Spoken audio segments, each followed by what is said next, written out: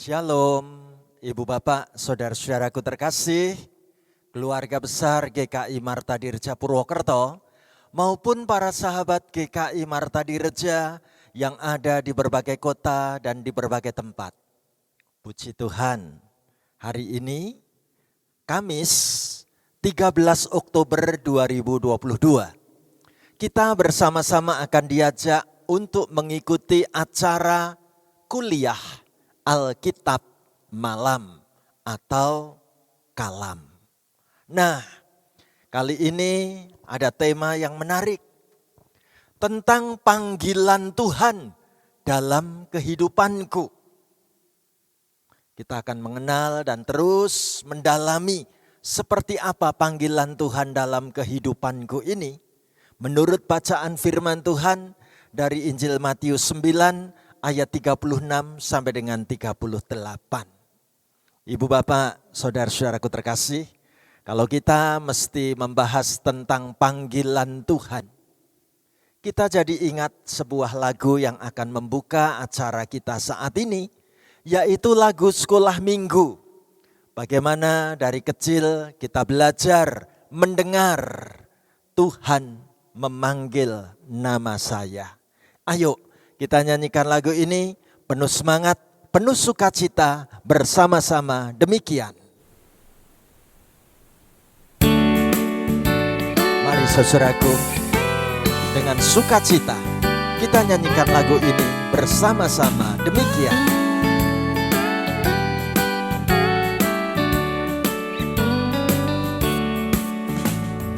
Dengar dia panggil nama saya, dengar dia panggil namamu, dengar dia panggil nama saya, juga dia panggil namamu. Ku jawab ya, ya, ya.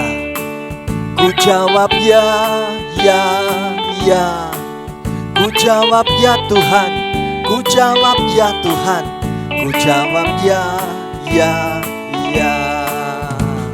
Oh, giranglah, haleluya, oh giranglah, puji Tuhan, Yesus amat cinta pada saya, oh giranglah.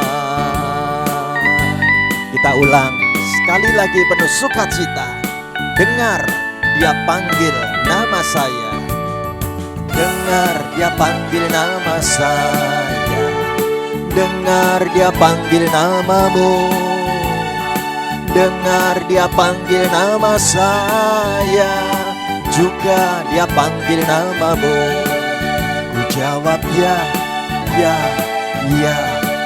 Ku jawab ya, ya, ya. Ku jawab ya Tuhan, ku jawab ya Tuhan, ku jawab ya, ya, ya. Oh, giranglah, haleluya, oh giranglah, puji Tuhan, Yesus amat cinta pada saya, oh giranglah. Sekali lagi ya Ibu Bapak Saudaraku, ayo kita nyanyi penuh kegembiraan bersama-sama demikian. Dengar dia panggil nama saya, dengar dia panggil namamu, dengar dia panggil nama saya, juga dia panggil namamu.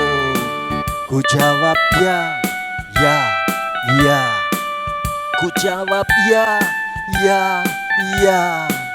Ku jawab ya Tuhan, ku jawab ya Tuhan, ku jawab ya, ya, ya.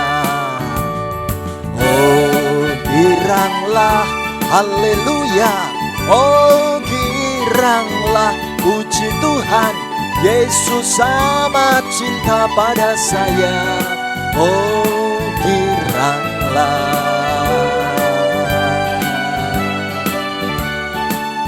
Amin, puji Tuhan. Mari Ibu Bapak Saudaraku, kita bersatu hati mengawali dan membuka kalam ini dengan kita berdoa bersama.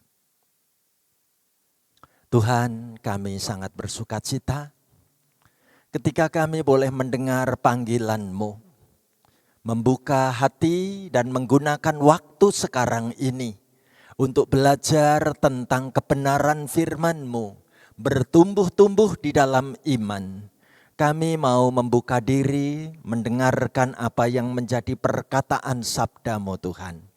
Kami siap sedia menyambut sabda firman-Mu. Pakai dan perlengkapi hamba-Mu ini, memberitakan apa yang menjadi maksud-Mu Tuhan. Dan siapkan kami semua yang mengikuti siaran online ini, baik yang ada di kota Purwokerto maupun berada di berbagai kota, bahkan di berbagai pulau ataupun di luar negeri. Tuhan beri kepada kami kesempatan untuk mengerti apa yang menjadi maksud firman-Mu. Kami siap sedia mengikuti kalam saat hari ini. Diberkati dalam nama Tuhan Yesus. Haleluya. Amin. Puji Tuhan, Ibu Bapak, saudaraku terkasih. Kalau saat ini kita akan mempergumulkan sebuah tema tentang panggilan Tuhan dalam kehidupanku. Dan kita akan belajar mendalami Injil Matius pasal 9 ayat 36 sampai dengan ayat 38. Saya mau mengajak Ibu Bapak, saudara-saudari di berbagai tempat dan di berbagai kota, bersama-sama dengan saya ikut membaca mengucapkan firman Tuhan dari Injil Matius 9 ayat 36 sampai dengan 38 bareng-bareng. Demikian. Melihat orang banyak itu, tergeraklah hati Yesus oleh belas kasihan kepada mereka, karena mereka lelah dan terlantar seperti domba yang tidak bergembala. Maka katanya kepada murid-muridnya, tuaian memang banyak, tetapi pekerja sedikit. Karena itu mintalah kepada Tuhan yang empunya tuaian, supaya ia mengirimkan pekerja-pekerja untuk tuaian itu. Amin. Ibu Bapak, saudara-saudaraku terkasih, belajar untuk mencari tahu apa panggilan Tuhan kepada diriku ini, dalam kehidupanku ini. Kita sama-sama akan mempergumulkan seputar the calling, panggilan. Saudaraku terkasih, kalau membahas soal panggilan, saya jadi ingat sebuah cerita humor tentang seorang laki-laki yang namanya Fajar. Nah, kebetulan Fajar ini selera makannya, ia termasuk kelompok vegetarian. Ya, yaitu dia hanya makan sayuran saja. Masyarakat Chinese katakan ini jenisnya ciakcai, gitu ya, hanya makan sayuran. Bagaimana cara Fajar memperkenalkan diri biar dia mudah dikenal namanya? Dengan selera humornya yang tinggi. Dia katakan, teman-teman, biar ingat bahwa aku ini Fajar yang hanya makan sayuran, maka aku kenalkan. Sebut saja namaku Fajar makan tanaman. Gitu ya. Nah, kita jadi ingat sebuah ungkapan dalam bahasa Indonesia, ada kata-kata pagar makan tanaman. Ini diplesetkan jadi Fajar makan tanaman. Wah, pasti perkenalan ini akan sangat membekas, akan sangat mudah dikenal. Kalau ketemu laki-laki yang satu ini, teman-temannya langsung ingat, oh ini namanya Fajar makan tanaman. Ya, kalau salah-salah panggil ya nanti jadinya pagar gitu ya. Nah, Ibu Bapak, saudaraku terkasih, ada lagi cara memanggil biar orang mudah mengenal. Seorang pria yang bernama Dedi. Dedi memilih bagaimana ia masuk ke dalam sebuah tempat pekerjaan, yaitu di bengkel dan aksesoris variasi mobil. Dan ternyata Dedi punya keahlian. Khusus keahliannya itu memasang kaca film anti gores. Dedi memperkenalkan dirinya kepada siapapun, engkau boleh panggil namaku sesuai dengan pekerjaanku. Kan aku kerjanya pasang kaca film anti gores. Panggil saja namaku, Dedi Gores. Wah, ini jadi mengingatkan kita dulu ada penyanyi legendaris di Indonesia. Namanya Dedi Dures. Ini diplesetkan jadi Dedi Gores. Pasti kalau ke bengkel itu orang akan mengenal. Wah, ini yang namanya Mas Dedi. Tepatnya Dedi Gores gitu ya. Ibu bapak, saudaraku terkasih. Itulah cara manusia memperkenalkan nama panggilannya. Bicara soal panggilan Tuhan. Mungkin kita bisa belajar dari 4 foto berikut ini. Siapakah fotonya? Kita buka satu persatu ya. Apakah ada di antara kita yang mengenal sosok laki-laki ini? Atau kita pindah ke foto yang kedua. Kalau ini sudah ingat belum siapa namanya? Atau kita buka foto yang ketiga. Barangkali bisa menolong kita mengenal siapa laki-laki yang satu ini. Atau foto terakhir harus kita buka. Ibu bapak, saudaraku terkasih. Inilah 4 foto dalam diri seorang filsuf, ahli ilmu filsafat, pemikir dari negara Denmark. Siapa namanya? Namanya dikenal masyarakat dunia sebagai Søren Kierkegaard. Ya. Siapakah Søren Kierkegaard ini? Ia pemikir, ahli filsafat atau filsuf pada zamannya di negara Denmark. Ya. Salah satu buku yang terkenal, bukunya berjudul Repetition. Dan apa yang ia tulis dalam buku Repetition ini? Ia tulis pertanyaan-pertanyaan menarik tentang keberadaan diriku ada di dunia ini. Apa yang dipersoalkan oleh filsuf Denmark yang satu ini? Apa yang diangkat oleh Søren Kierkegaard ini? Ia tulis, siapakah aku? Bagaimana aku sampai ada di dunia ini? Mengapa aku tidak ditanya lebih dahulu?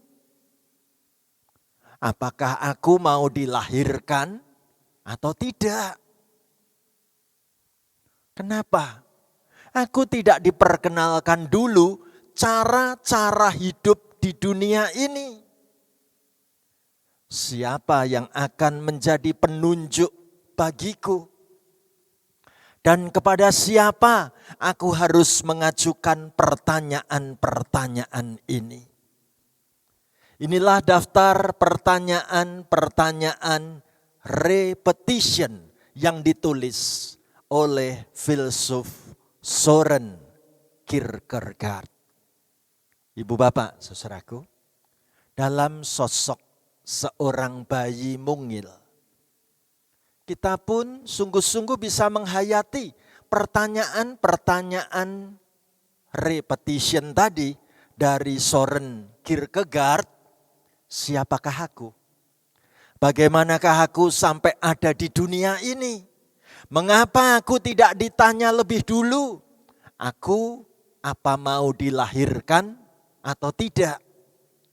Kenapa aku tidak diperkenalkan dulu cara-cara hidup di dunia ini? Siapa yang akan menjadi penunjuk bagiku? Kepada siapa aku harus mengajukan pertanyaan-pertanyaan ini? Pemikiran yang sangat kritis dari filsuf Søren Kierkegaard. Ibu bapak, saudaraku terkasih, ada banyak pertanyaan tentang asal-usul hidup kita. Tetapi sungguh kita mengetahui terlalu sedikit jawaban yang bisa kita dapat. Nah, saat kalam ini kita justru mau mencoba memiliki pencerahan dari firman Tuhan. Ayo kita baca saja bareng-bareng Matius 9 ayat 36 sampai dengan 38. Bareng-bareng kita baca begini. Melihat orang banyak itu, tergeraklah hati Yesus oleh belas kasihan kepada mereka. Karena mereka lelah dan terlantar seperti domba yang tidak bergembala. Maka katanya kepada murid-muridnya, tuaian memang banyak tetapi pekerja sedikit. Karena itu mintalah kepada Tuhan yang empunya tuaian, supaya ia mengirimkan pekerja-pekerja untuk tuaian itu. Ibu bapak saudaraku terkasih, bacaan firman Tuhan hari ini mau mengajak kita lebih fokus daripada mempersoalkan mengapa aku harus ada di dunia ini. Mempersoalkan latar belakang asal usul kehidupanku. Tuhan Yesus justru mengajak kita pindah fokus. Jangan egosentris atau berpusat kepada dirimu sendiri. Tetapi lihatlah orang-orang di luar sana. Apa yang Tuhan Yesus tunjukkan pada ayat yang ke-36. Satu kali Tuhan Yesus mengajak rombongan para murid melihat berapa banyak orang yang berbondong-bondong mengikut Tuhan Yesus. Apa yang Tuhan Yesus ungkapkan dicatat dalam Injil Matius pasal 9 ayat 36. Pada saat Tuhan Yesus melihat orang yang begitu banyak berbondong-bondong mengikut dan mengiring Tuhan Yesus dengan setia. Kemanapun Tuhan Yesus pergi. Alkitab tunjukkan. Tergeraklah hati Yesus oleh belas kasihan kepada mereka. Ibu bapak saudaraku terkasih. Bacaan ini mau memberitahu kepada saudara dan saya pada bagian ini. Ketika kita fokus melihat dan membuka diri kepada dunia sekeliling kita. Termasuk melihat orang-orang yang ada di sekitar kita. Apakah kita memiliki hati seperti hatinya Tuhan? Yaitu hati yang mudah tergerak oleh belas kasihan. Mengapa orang-orang itu perlu mendapat belas kasihan? Ayat 36 memberitahu karena mereka lelah dan terlantar seperti domba yang tidak punya gembala.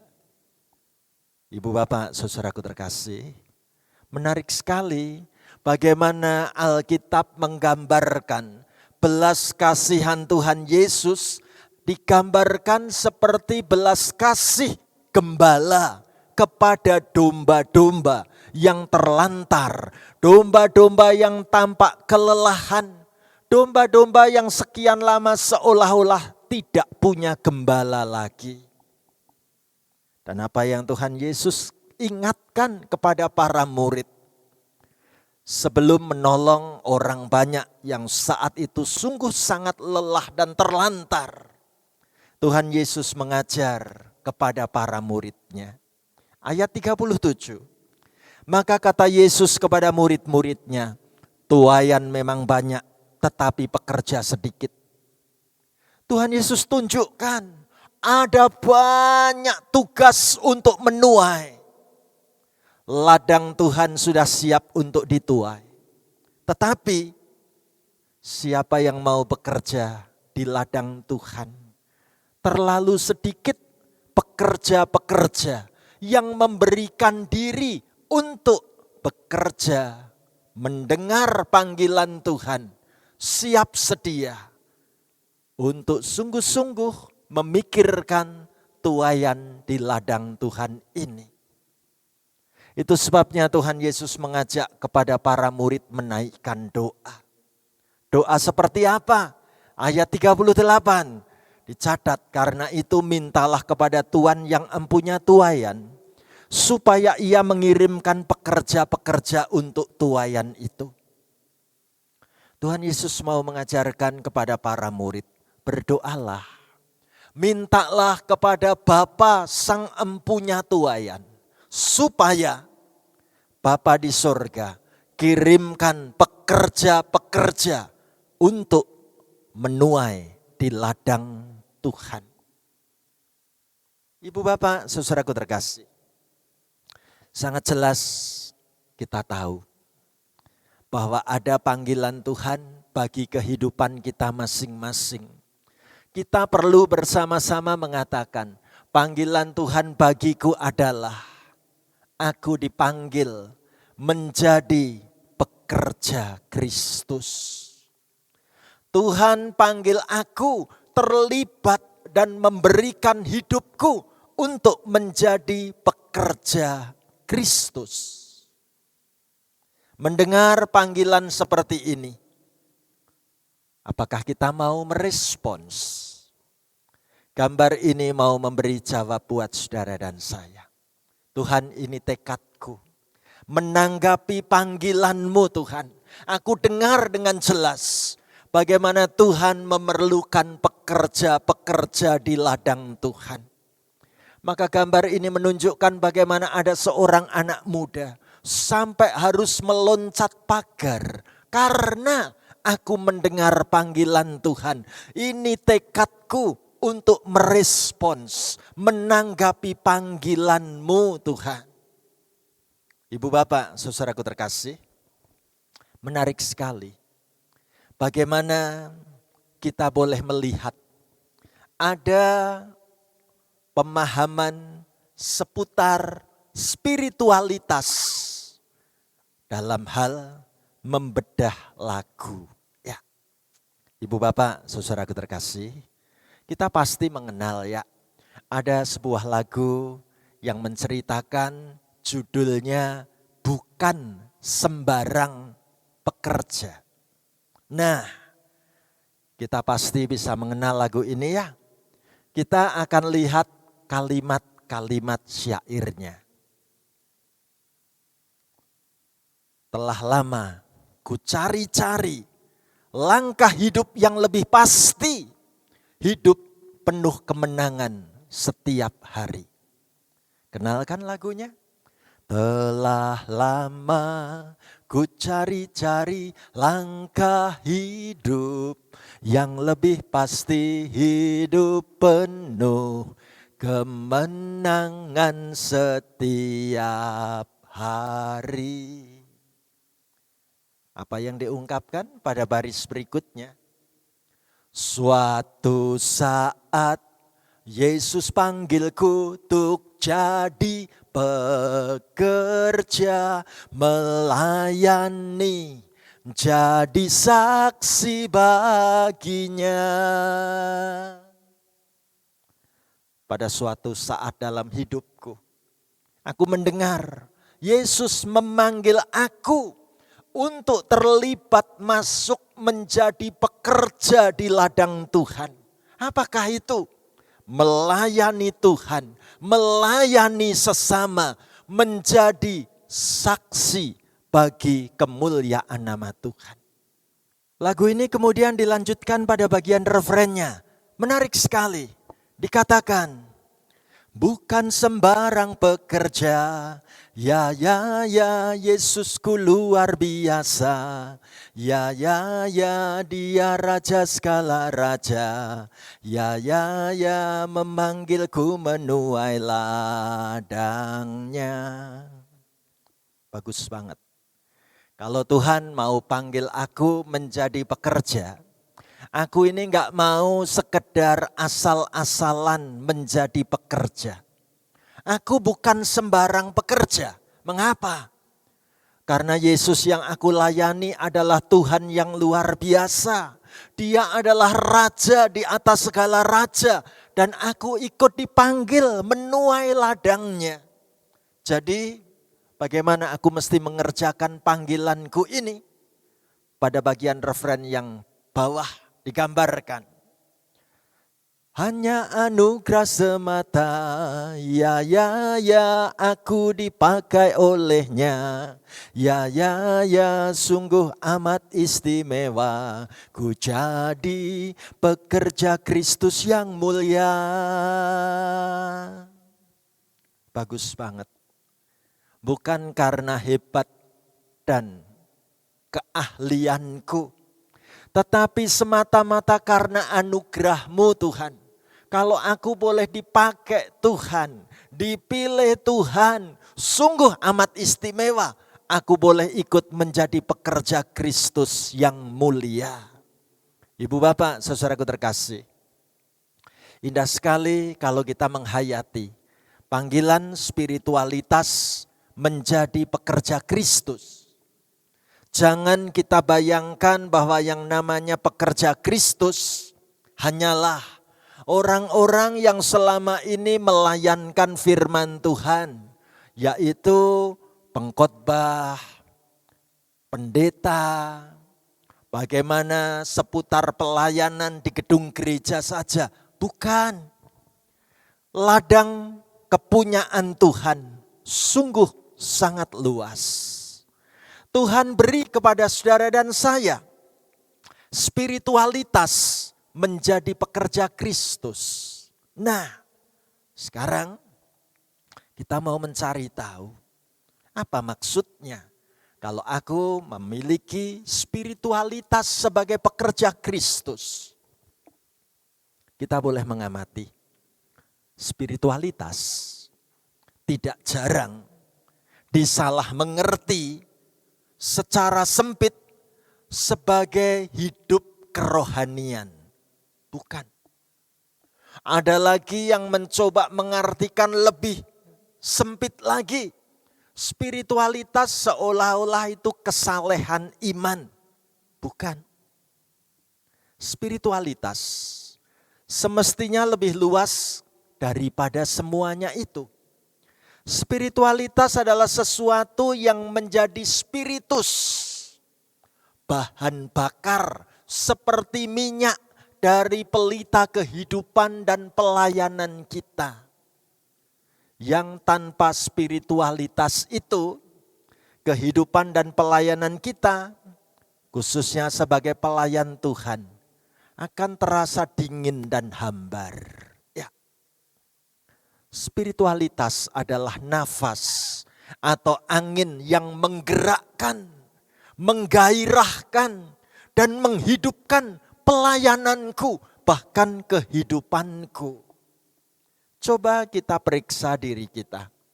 Apakah perjalanan hidupku ini datar-datar begitu saja?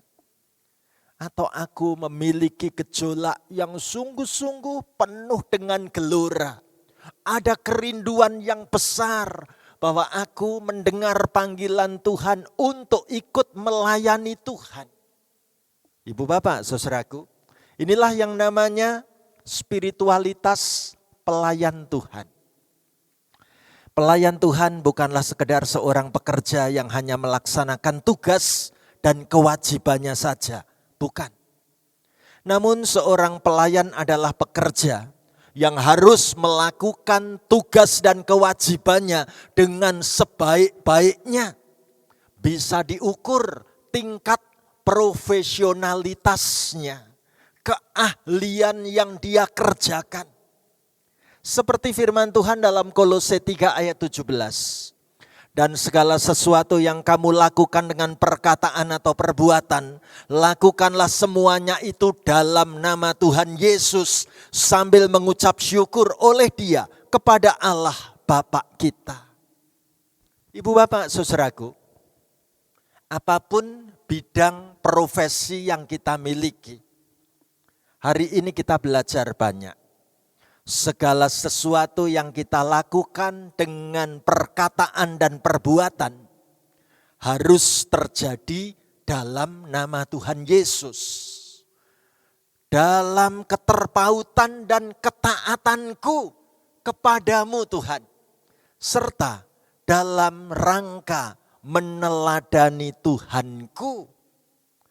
Ini berarti bahwa sebagai pelayan Tuhan, sebagai pekerja Kristus, kita terpanggil untuk terus merefleksikan pelaksanaan tugas kita setiap waktu.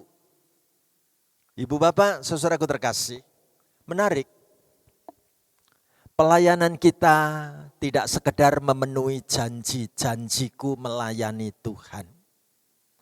Pelayanan kita justru terus membarui motivasi pelayananku ini. Lebih dari sekedar mengikuti aturan dan tidak hanya puas dengan itu.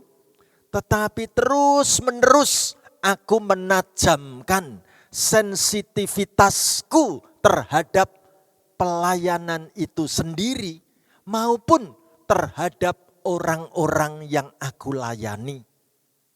Lebih dari sekedar mengembangkan keterampilan profesionalitas kita, tetapi juga sekaligus mewujudkan komitmen lebih dari sekedar melaksanakan apa yang harus dilakukan, tetapi terus-menerus siap mengembangkan kreativitas. Ibu bapak, saudaraku terkasih, saya tertarik ketika membaca sebuah tulisan. Tahukah kita, spiritualitas kita sebagai pelayan dalam praktek itu seperti apa? Ada 4 dimensi spiritualitas kita. Yang pertama, bagaimana perjumpaanku dengan Allah dalam hubungan-hubungan doaku. Apakah aku baik-baik dengan Tuhan selama ini? Tidak cukup hanya dari satu aspek. Kita lihat aspek yang kedua. Bagaimana perjumpaanku dengan sesamaku dalam kehidupan sehari-hari.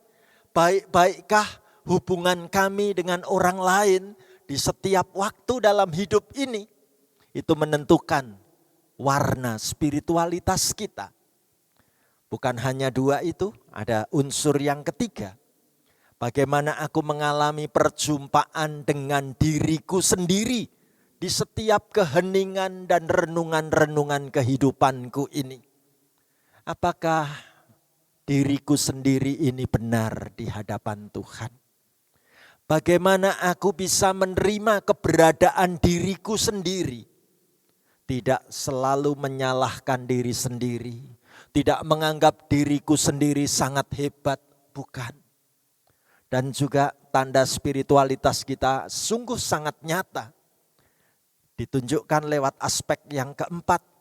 Bagaimana perjumpaanku dengan alam semesta ini.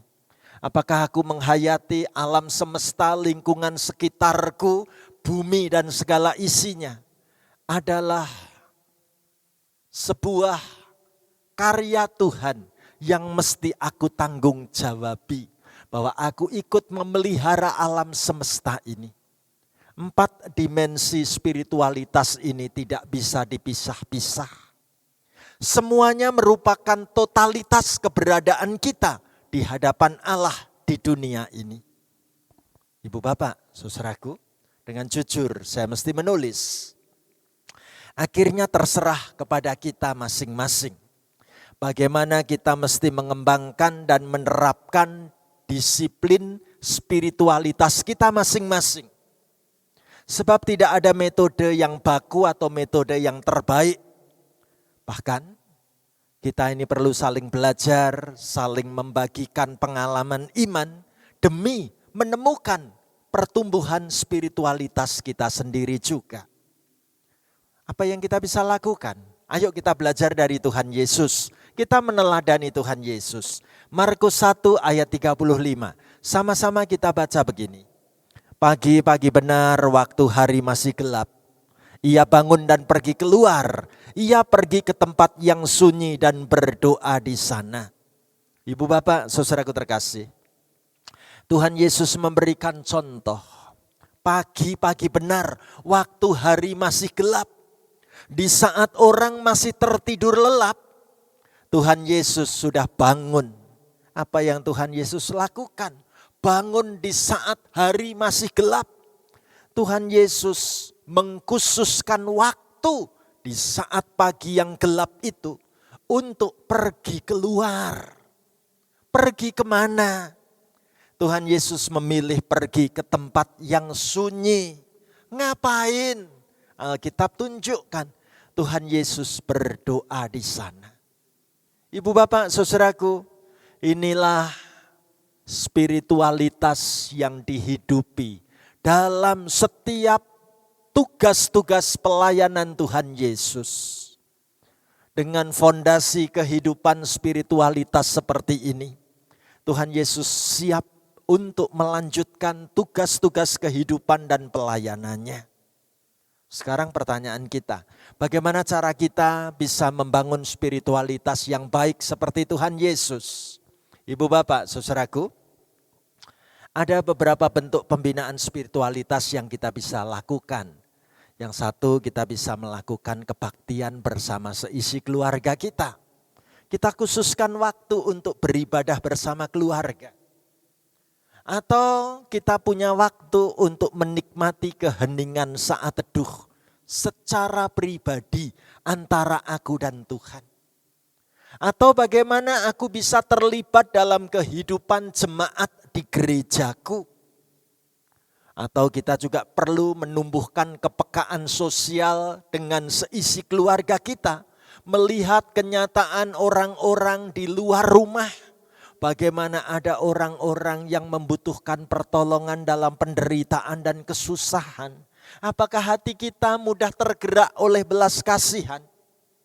Kita juga bisa membangun spiritualitas kita dengan menikmati makan bersama keluarga. Makan bersama sahabat komunitas kita. Bahkan kita juga bisa menikmati rekreasi bersama dan hobi. Ibu bapak, saudaraku, menarik hari ini. Kita diajak mempersoalkan seperti apa spiritualitas pelayan Tuhan di GKI Marta Direja. Apakah aku memiliki spiritualitas seperti ini? Nah, saya jadi ingat Bill Gates pernah menulis kata-kata yang keren. Don't compare yourself with anyone in this world. Jangan pernah membandingkan dirimu sendiri dengan siapapun di dunia ini. Mengapa? If you do so, you are insulting yourself. Jika engkau melakukan ini, membanding-bandingkan dirimu dengan orang lain, kamu sedang menyakiti dirimu sendiri. Kata-kata yang menarik dari Bill Gates. Bagaimana kita belajar menjadi diri masing-masing. Diri pribadi, gak usah banding-bandingkan. Ya, kayak lagu aja ya, ojo dibanding-bandingke gitu ya. Ojo disaing-saingke gitu ya. Ibu bapak, saudaraku terkasih. Menarik, seorang yang dikenal di tengah-tengah dunia bernama Martin Luther King Jr. menulis, apabila seorang bekerja sebagai penyapu jalan, ia harus menyapu jalan seperti Michelangelo melukis, seperti Beethoven mencipta musik, seperti Shakespeare menulis puisi. Ia harus menyapu dengan begitu baik hingga semua penghuni sorga dan bumi akan berhenti untuk berseru. Di sini hidup seorang penyapu jalan yang besar yang melakukan pekerjaannya dengan sangat baik. Ibu bapak, saudaraku terkasih, menarik sekali. Apapun profesi, tugas, pekerjaan yang ada dalam diri kita, apapun bakat talenta yang Tuhan beri dalam diri kita, apakah aku melakukan semuanya itu dalam rangka aku persembahkan untuk kemuliaan Tuhan? Mengapa ini perlu? Ibu bapak saudaraku, kita boleh melihat mahkota duri dan paku yang berlumuran darah Tuhan Yesus. Mengenang kasih cinta Tuhan terhadap hidupku. aku telah diselamatkan. Hidupku sungguh ada di dalam anugerah Tuhan. Apa yang bisa aku lakukan untuk menyenangkan hati-Mu Tuhan? Aku bertekad memberikan yang terbaik dari apa yang aku miliki. Give my best. Tuhan, aku ingin mempersembahkan yang terbaik dari kehidupanku ini untuk boleh membalas kasih cinta-Mu lewat bakatku, lewat keterampilanku, lewat seni yang Tuhan beri dalam diriku, lewat kemampuan-kemampuan pekerjaan profesi yang Tuhan beri padaku. Sungguh aku menjadi ingat bahwa hidupku memiliki panggilan untuk menjadi hamba-Mu Tuhan. Pekerjaanku aku lakukan dalam rangka memuliakan Engkau Tuhan. Ibu bapak, saudaraku, di bagian akhir ini saya ingin menutup dengan sebuah kesaksian. Kesaksian hidupku kalau aku ditanya, mengapa mau menjadi pendeta? Inilah jawabannya. Saya terpanggil melayani Tuhan menjadi pendeta. Bukan dari peristiwa mengikuti acara KKR. Bukan. Bukan dari mengikuti kegiatan retreat lalu mengambil keputusan dengan hati berkobar-kobar, Tuhan aku mau jadi pendeta. Aku mau melayani Engkau Tuhan. Bukan.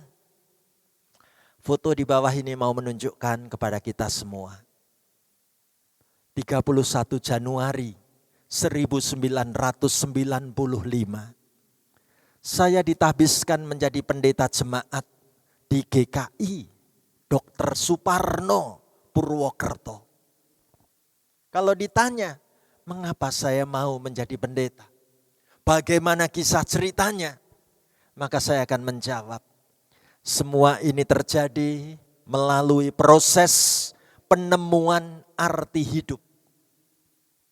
Tepatnya melalui percakapan dengan mama saya, yang berulang kali menceritakan tentang mukjizat Tuhan dapat melahirkan saya dalam posisi bayi sungsang yang harus melewati pendarahan yang hebat sehingga harus dilarikan dari tempat tinggal di kota Klaten, kota kecil, cari rumah sakit di kota yang lebih besar, yaitu di kota Solo. Di sana ada rumah sakit Dr. Un. Rumah sakit yang sering dikenal masyarakat Solo dengan sebutan rumah sakit kandang sapi. Maka lahirlah saya, ditolong Tuhan. Selamatlah nyawa mama saya melahirkan saya. Tepatnya tanggal 20 Februari tahun 66. Dunia kedokteran belum secanggih sekarang. Bayi sungsang yang sungguh dalam keadaan sang ibu pendarahan hebat terus-menerus. Bisa ditolong lahir selamat baik ibunya maupun bayinya. Ini adalah mukjizat Tuhan yang besar nak. Itu kata-kata mama saya. Kata-kata ini terus saya hidupi. Tuhan selalu mengingatkan saya. Sehingga ketika saya selesai sekolah di SMA Negeri 1 Klaten. Saya lulusan dari SMA Negeri 1 Klaten dari jurusan IPA. Saya tidak mendaftar kemanapun kecuali ke Sekolah Tinggi Teologi Duta Wacana. Saat itu sedang terjadi pergantian status.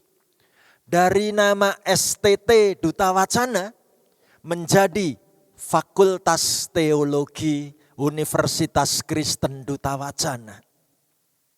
Pada angkatan saya tahun 1985, saya mendaftar. Puji Tuhan saya diterima. Ibu bapak saudaraku, ini adalah foto saya bersama dengan teman-teman satu angkatan, yaitu lulusan tahun 1985. Kira-kira saya yang mana ya? Ini fotonya tahun 85, bisa dibayangkan masih sangat muda belia. Ya, saya yang mana ya? Biar mudah menemukannya saya kasih tanda. Nih tandanya. Saya berdiri di urutan kedua dari pojok di sebelah sana. Ibu bapak, saudaraku terkasih. Menarik. Saat mama saya selalu mengingatkan, hidupmu ada hanya karena mujizat Tuhan, nak. Itulah sebabnya mama selalu berkata kepada saya, dari 9 orang anak, ternyata hanya 1 anak yang terpanggil melayani Tuhan menjadi pendeta, yaitu saya, anak nomor 8. Ibu bapak, saudaraku terkasih, semua karena kemurahan Tuhan. Semua karena proses saya memahami apa arti kehidupan ini kalau Tuhan sudah begitu sayang kepadaku. Untuk itulah panggilan Tuhan menjadi pendeta bagi saya bermakna full time. Tuhan, saya siap menyerahkan sepenuh waktu, sepenuh hidup saya melayanimu sebagai seorang hambamu. Tetapi sekaligus juga full heart, sepenuh hati. Meski selalu siap mempersembahkan hidup buat Tuhan dan sungguh-sungguh melayani Tuhan dan gerejanya secara full time dan full heart. Supaya dengan penuh sukacita saya bisa bersemangat membaktikan hidup ini. Supaya saya terus belajar ingin memberi yang terbaik melayani Tuhan dan gerejanya. Itulah tekad kehidupanku. Mengapa saya ingin melayani Tuhan. Bagaimana dengan tekad kehidupanmu, saudaraku? Lewat kalam ini, kita boleh melihat peta kehidupan dunia ini. Dan aku melihat ada salib Kristus. Bayang-bayang salib Kristus yang akan menuntun perjalanan langkah-langkah hidupku. Aku harus berkiprah, ikut ambil bagian, memuliakan Tuhan lewat kehidupanku. Siapkah saudaraku? Kita memberikan yang terbaik untuk Tuhan. Menjadi pekerja Kristus, apapun bidang yang engkau lakukan, apapun profesi yang Tuhan beri dalam hidupmu, apapun pekerjaan dan tugas yang sedang kita saat ini hidupi. Ayo kita yakin, aku dipanggil berkiprah, ikut bekerja di ladang Tuhan, mempermuliakan nama Tuhan. Kalau ini panggilan hati kita, mari kita bersama-sama bersyukur melalui doa penutup saat ini. Mari kita berdoa. Terima kasih Tuhan Yesus, kami boleh merenungkan firman-Mu. Kami boleh sungguh menghayati panggilan Tuhan dalam hidup kami masing-masing. Bahwa kami tidak ingin hidup hanya untuk diri sendiri. Bahwa kami ingin hidup mempersembahkan apa yang bisa kami berikan kepadamu Tuhan. Melalui waktu kami, tenaga kami, pikiran kami, harta yang kami miliki. Bahkan sepenuh kehidupan kami boleh mempersembahkan untuk menyenangkan hati-Mu. Terima kasih karena Tuhan memanggil kami dengan nama kami masing-masing. Engkau memberi kepercayaan kepada kami, boleh ikut serta bekerja di ladang-Mu Tuhan.